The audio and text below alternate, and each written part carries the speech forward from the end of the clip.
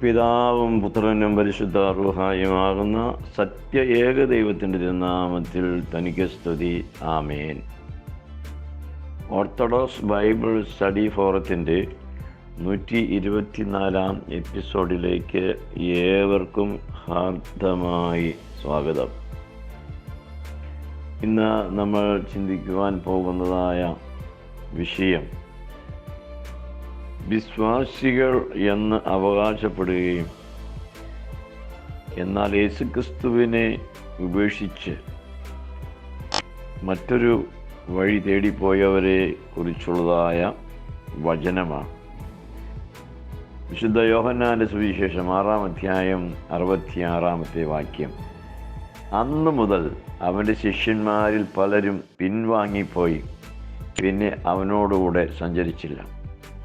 From this time, many of his disciples turned back and no longer followed him.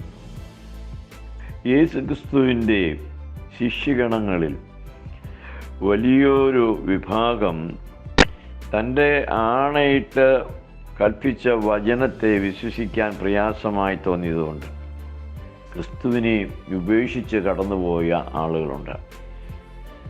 യേശുക്രിസ്തു ആണയിട്ട് കൽപ്പിച്ച വചനത്തിൽ നിലനിൽക്കാതെ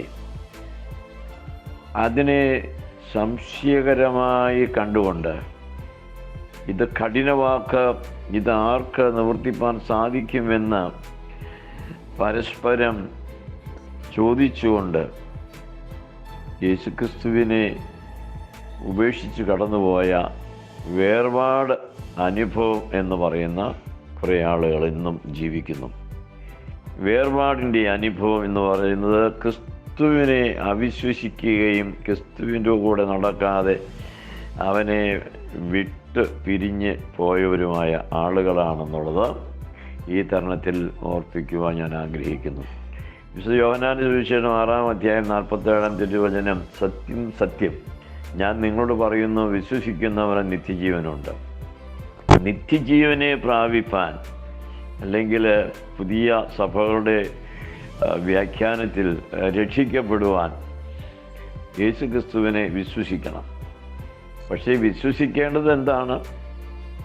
അതുമാത്രം അവർക്ക് വ്യക്തമായി പറയുവാൻ സാധിക്കുകയില്ല. അവർ പഠിപ്പിക്കുന്നത് മർക്കോസിൻ്റെ സുവിശേഷം 16-ാം അധ്യായം 9 മുതലുള്ള വാക്യങ്ങളാണ്. വിശ്വസിക്കുന്നതിൽ ആനമേൽക്കുകയും ചെയ്യുന്നവൻ രക്ഷിക്കപ്പെടും. ഇതാണ്, ഈ വചനമാണ് വിശ്വസിക്കുക എന്ന് പറയുന്നതിന് അവരെടുത്ത് കാണിക്കുന്നത്. ഇതാകട്ടെ സത്യവേദ പുസ്തകത്തിൽ പിന്നീട് കൂട്ടിച്ചേർക്കപ്പെട്ട ഒരു തിരുവചന ഭാഗമാണ് എന്നുള്ളത് ശ്രദ്ധയോടെ മനസ്സിലാക്കുമ്പോൾ വേദപുസ്തകം സത്യമാണോ അതോ അതിൽ കൃത്രിമങ്ങളുണ്ടോ എന്ന ചോദ്യം ഉന്നയിക്കുന്നു.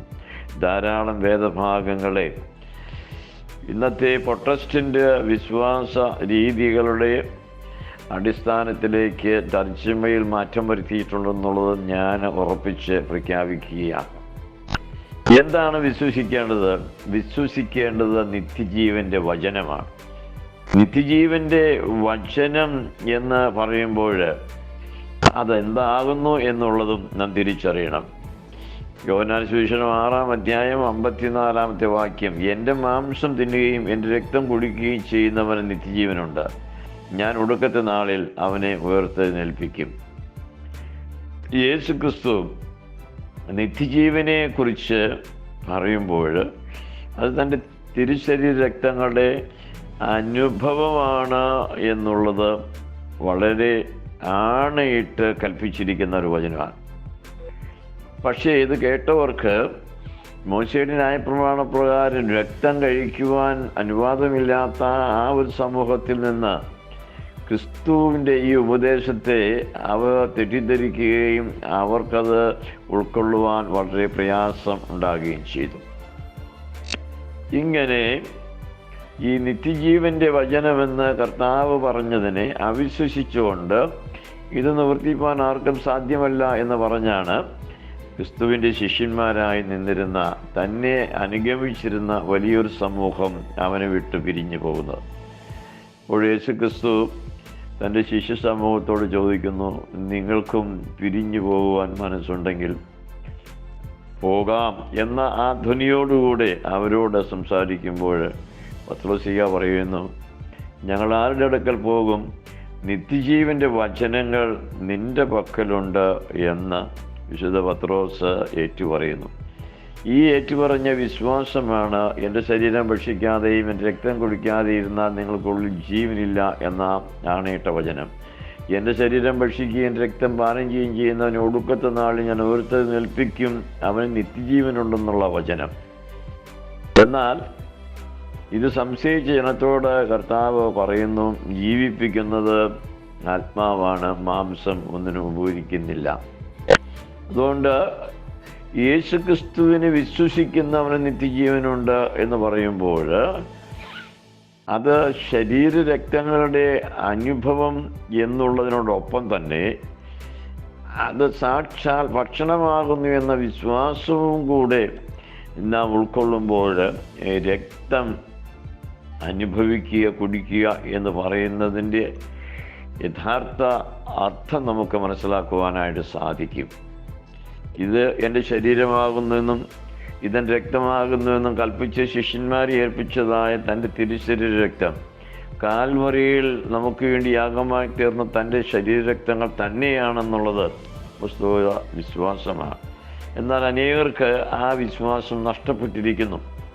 അവർക്കത് വെറും ഓർമ്മ മാത്രമായിട്ടാണ് അവർ കൊണ്ടാടുന്നത്. എന്നാൽ ഇതൊരു ഓർമ്മയായിട്ടല്ല. പിന്നെയോ അവൻ്റെ വചനം വിശ്വസിക്കുന്നവന് തീർച്ചയായും അവൻ്റെ തിരുശരീര രക്തങ്ങൾ തന്നെയാണ്. പക്ഷേ ജീവിപ്പിക്കുന്ന ആത്മാവാകുന്നു എന്നുള്ള പ്രഖ്യാപനവും കൂടെ കേട്ടിട്ട് ഞാൻ നിങ്ങളോട് സംസാരിച്ച ഈ വചനങ്ങൾ ആത്മാവും ജീവനുമാകുന്നു.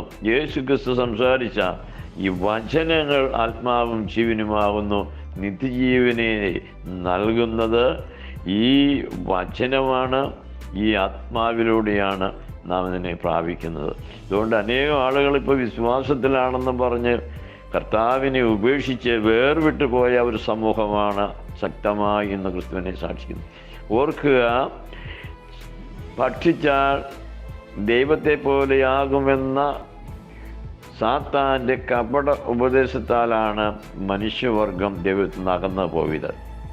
വീണ്ടും യേശുക്രിസ്തു ആണയിട്ട് കൽപ്പിച്ച വചനങ്ങൾ വിശ്വസിക്കാതെ അതൊന്നും ആവശ്യമില്ല എന്ന് ചിന്തിച്ചുകൊണ്ട് ക്രിസ്തുവിനെ വിശ്വസിക്കുന്ന ഒരു സമൂഹമാണ് ഇന്ന് വേർപെട്ടു പോയവർ എന്ന് അവകാശപ്പെടുന്ന വിശ്വാസ സമൂഹം എന്നുള്ളത് ഇവിടെ ഓർപ്പിച്ച് പറയുവാൻ ഞാൻ ആഗ്രഹിക്കുന്നു. ആകെ സ്നേഹിക്കപ്പെട്ടവർ, ക്രിസ്തുവിൻ്റെ വചനം വിശ്വസിക്കുകയും വചനത്തിൽ നിലനിൽക്കുകയും അവൻ കൽപ്പിച്ചതുപോലെ അവൻ്റെ തിരുശരീര രക്തങ്ങളെ വിശ്വാസത്തോടെ, അനുതാപത്തോടെ, വിശുദ്ധിയോടെ സ്വീകരിക്കുന്ന ഏവർക്കും ഉള്ളതാണ് ഒടുക്കത്തെ നാളിലെ ഉയർത്തെഴുന്നേൽപ്പും അതുവഴി ലഭിക്കുന്ന നിത്യജീവൻ്റെ അനുഭവം. ഈ നിത്യജീവനെ പ്രാപിക്കുവാൻ തക്കവണ്ണം പരിശുദ്ധാത്മാവ് എന്നെ കേൾക്കുന്ന ഏവരെയും വഴി നടത്തട്ടെ എന്ന് പ്രാർത്ഥിക്കുന്നു.